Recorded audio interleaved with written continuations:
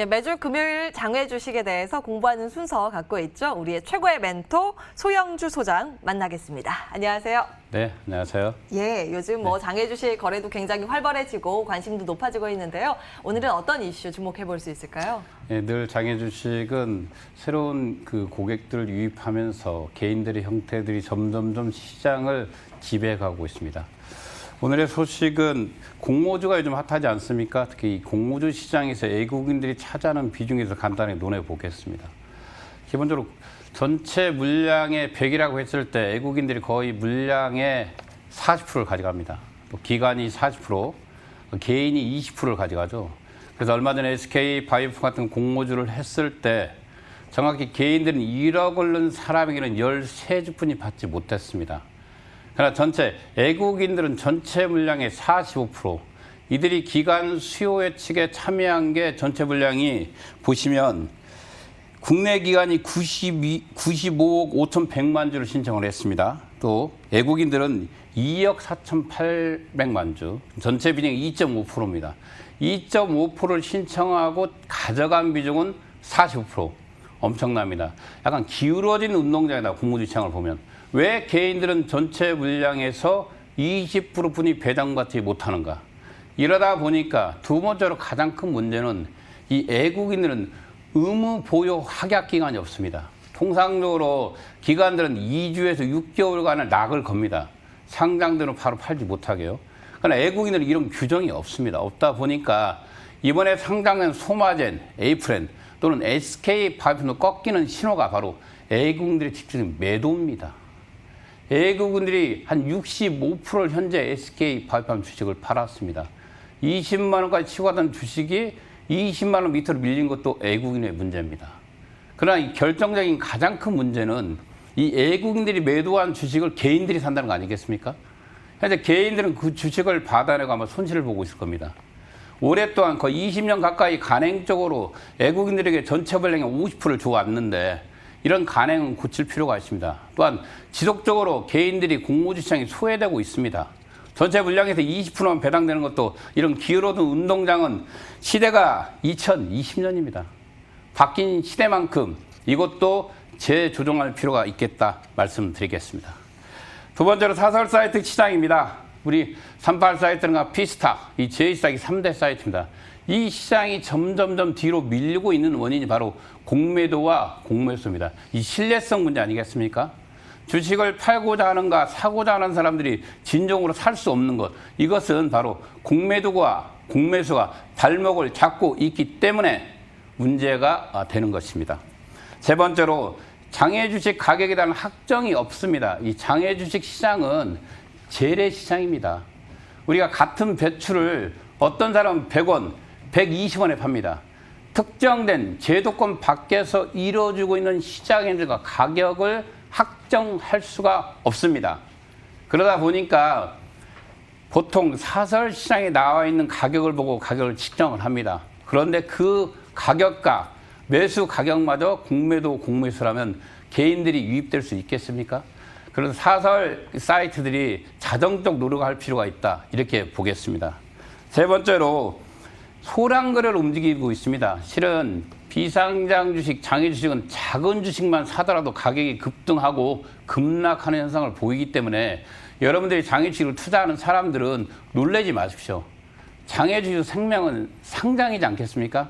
상장 전까지는 기본적으로 양도세를 부과받기 때문에 장외에서 구입한 주식은 상장까지는 홀딩한다는 생각으로 이 시장에 들어올 필요가 있습니다. 마지막으로 요즘 유동성 자금이 많이 유입되고 있습니다. 결정적 원인은 요즘 문제가 되고 있죠. 환매 사태. 펀드들의 환매 사태, 이 존들이 장외 시장에 많이 유입되고 있다는 것입니다. 다행히 공모주 시장이 하락을 붙으면서 그 여파로 다른 여타 장외 주식도 좋아지고 있는 것은 사실입니다. 이러다 보니까 각 증권사별로 플랫폼들을 만들고 있습니다. 기존에는 우리가 이런 시장이 불과 2년 전 일입니다. 기존에는 사설 사이트에서 90%, 거의 95%를 장악했습니다. 거기에 K 2014년에 출범한 KOT 시장이 전체 물량의 7% 정도만 차지하고 있었죠. 그러나 작년 하반기부터 올해 여러 증권사들이 이 장외주식 거래 플랫폼을 만들어 오고 시장을 점유해가고 확대해가고 있습니다. 기본적으로 우리 플랫폼을 볼 필요가 있습니다. 이유는 대부분 개인들이 그 시장 안에서 움직이고 있습니다. 2014년 8월에 출범한 금융투자협회 KOTC 시장, 그 다음에 2018년 12월에 유한타증권의 비상장 레이더, 2019년 11월에 삼성증권, 증권플러스 비상장, 2020년 1월에 코스코, 2020년 6월에 레고스타, 그 다음에 하반기에 판고거래소 PXX도 나옵니다. 그러나 이 시장에서 보면 각 특징이 있습니다. 우리가 보면 KOTC의 이 증권거래 형태는 상장사와 비슷합니다. 증권사의 계좌에 넣고 거기서 쉽게 사고 팔 수 있는 구조죠. 그러나 거기에 상장되고 있는 종목이 139개입니다. 너무 작죠. 또 우량한 주식수는 거기 없다 보니까 그 여타는 이 증권사에서 만든 플랫폼이라든가 사설 사이트로 많이 이동하고 있습니다. 유한타의 비상장 내대의 가장 큰 장점은 공매도를 할 수 없다는 거죠. 계좌에 반드시 주식이 있어야만이 그 매물을 올릴 수 있다는 가장 큰 장점을 가지고 있고요.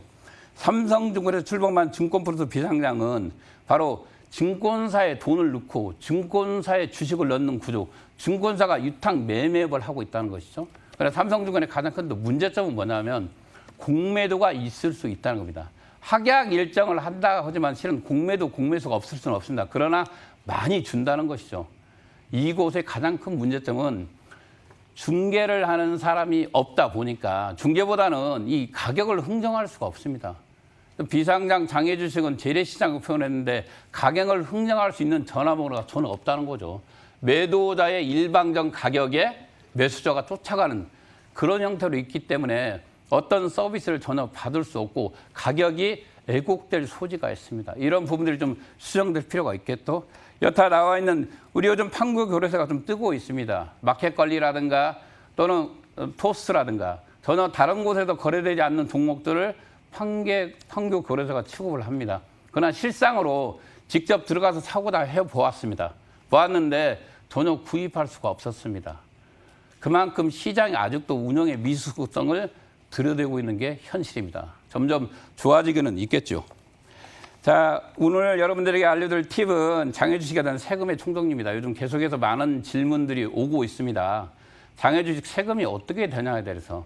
요즘 뭐 양도세 문제가 좀 심각하지 않습니까? 상장되어 있는 주식도 2022년부터 2002년 후면 아마 2천만 원 이상에는 세금을 부과될 가능성이 있습니다. 대신 거래소는 없어지겠죠. 그런데 비상장 주식은 오랫동안 이 양도세가 존재해 왔습니다.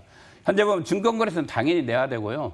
농어촌 특별세 내야 됩니다. 그럼 프로테 0.25, 0.45 이렇게 나눠주고 있습니다. 근데 이것보다는 이 장에서 가장 많이 묻히는 영향이 바로 양도세 부분입니다. 이 양도세가 소액주주에는 10%, 그다음에 대주주에는 20%가 통상적으로 부과된다고 보면 될 것 같습니다. 그러나 이곳에도 하나의 약점이 있습니다. 양도세를 우리가 통합해서 내는 비분이죠. 양도소득세 상계 처리라는 게 있습니다. 양도세 상계 처리는 당해년도에 내가 A라는 종목으로 한 2천만 원을 벌었습니다. 그러나 B라는 종목으로 1,000만 원을 손해봤으면 1,000만 원의 양도세만 낸다는 것이죠. 이 팁을 꼭 알아야 될 필요가 있습니다. 당해년도에 거래되는 모든 거래를 합산해서 낸다는 양도세이기 때문에 여러분들 양도세 신고할 때는 주식을 매도하는 시점까지 맞물려서 같이 보면 훨씬 세금의 팁이 될 겁니다. 오늘 여러분들에게 추천할 종목은 미투젠입니다. 미투젠은 시장에서 거래할 수는 없습니다. 공무주 시장에서 이 주식을 살 필요가 있습니다. 전체 물량을 대주주들이 거의 들고 있습니다. 회사의 계열을 한번 보겠습니다. 이 회사가 2016년입니다. 리지노에이, 라오밍 이름만 들어도 한국 회사가 아니지 않습니까? 맞습니다.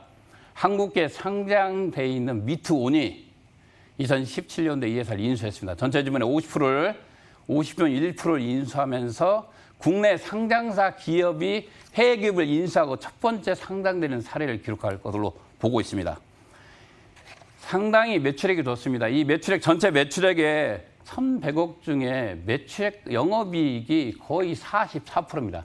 한 440억, 영업이익의 한 300, 당기순이익이 한 370억. 상당히 많은 수익을 냈죠. 이유는 게임 회사이기 때문에 그렇습니다. 이 회사를 보면 주주 구성의 형태를 보더라도 보시면 알겠지만 이번에 상장된 후 거의 다 낙이 걸리는 주식들입니다. 나올 수 있는 물량이 신주 발행대인 구주로 나와 있는 공모주 외에는 나올 수가 없습니다.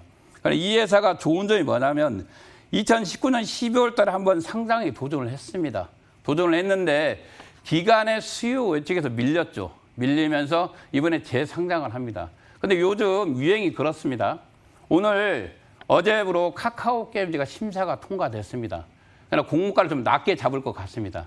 공모가를 낮게 잡으면서 공모주 흥행을 이끄는 것처럼 이 위투젠 회사도 올 3월 이번 달 30일 날 기간 수요측을 합니다. 상당히 펄을 낮게 잡았습니다. 공모가가 낮게 잡기 때문에 여러분들이 들어가면 반드시 이익을 볼 수 있는 종목이라는 것입니다. 또한 보시는 것 같이 거의 주식들이 낙에 걸려 있습니다. 보호회수가 걸려 있는 주식이기 때문에 시장에 유통되는 주식은 앞서 말한 대로 말씀 많은 애국인들이 갖고 있는 공모주 물량과 개인들의 물량입니다. 한 2, 3일 정도는 또 상한가로 갈 확률이 높은 주식이라는 것이죠. 이유는 공모가가 낮기 때문에 그렇습니다. 회사에 보면 일정을 한번 보겠습니다. 2019년에 한번 밀려졌죠. 2020년도에 가는데 적용의 펄을 보시면 그때보다 순이익은 더 좋습니다. 실은 이게 더 좋아졌고 회사는 더 좋아졌는데 공모가는 그보다 더 낮게 책정됐다는 거죠. 이게 바로 이 회사의 가장 큰 프리미엄입니다. 프리미엄 보시고요. 지금 이 시기에 왜 미투젠을 투자해야 될 필요가 있는가? 전년대기에서 단기 순이익이 상당히 늘었지만 앞서 두 번째로 반복합니다. 공모가는 낮게 책정되어 있어요. 그래서 아마 경쟁률이 치열할 겁니다. 그래도 반드시 참여해서 이익을 보기 바랍니다. 보시면 매출액이 2019년도 매출액이 1,027억입니다. 영업이익이 460억. 이게 팩트입니다. 영업이익이 460억, 당기수익이 373억 원. 이 회사가 뭘 만들어내느냐? 우리 카지노 있죠? 이 소설 카지노. 이 카지노를 온라인 게임을 하는 회사입니다. 근데 이 회사가 바로 홍콩에 거점을 두고 있지만 실질적으로 모든 순위가 어디서 나오냐? 북미에서 나오고 있습니다. 그래서 앞서 말한 대로 국내 기업이 아닌 해외 기업이 국내 기업에 인수된 후 처음으로 상장되는 선례이기 때문에 과연 기관들이 이번 수요 측에서 어느 정도 가격을 책정할지는 모르겠습니다. 그러나 이렇게 높은 영업이익과 단기 수익을 봤을 때 지금 현재 책정되어 있는 공모가 밴드는 상당히 낮다. 그런 메리트가 가장 크고요. 이 회사가 갖고 있는 소설 카지노부터 캐주얼게까지가 한 40개가 넘는 다양한 파이프라인을 구축했다는 겁니다. 이 다양한 파이프라인 속에서 이익을 창출하고 있기 때문에 반드시 이 회사는 관심 있게 지켜볼 필요가 있겠습니다. 감사합니다.